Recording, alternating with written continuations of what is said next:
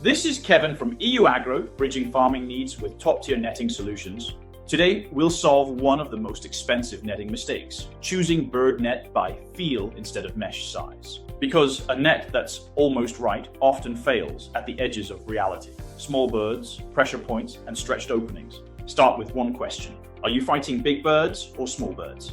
For large birds, like starlings and similar size pressure, your typical target mesh is 15 to 20 millimeters. For small birds, sparrows, white-eyes, and other small-bodied birds, you usually need 10 to 15 millimeters. Match mesh to the smallest bird that causes damage, not the biggest. Choosing the right size is step one. Here's the detail most buyers miss. Mesh can change under tension. Many vineyard nets use a diamond-style opening. If the net stretches, the opening can effectively get larger, creating gaps for smaller birds to slip through. So if your vineyard has wind load, long spans, or aggressive tensioning, it's not enough to say this net is 15 millimeters.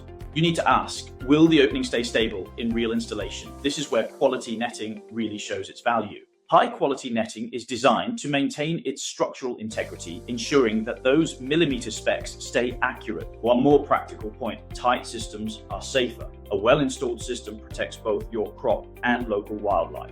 Loose drape netting can create entanglement risk for birds and wildlife, while tensioned side or overhead systems tend to bounce off animals and reduce trapping risk. So here's your cheat sheet. Big birds, 15 to 20 minnows. Small birds, 10 to 15 minnows, and always ensure the mesh stays stable. Want to learn more? Check out our website or contact us for more information. Thanks for watching and see you next time.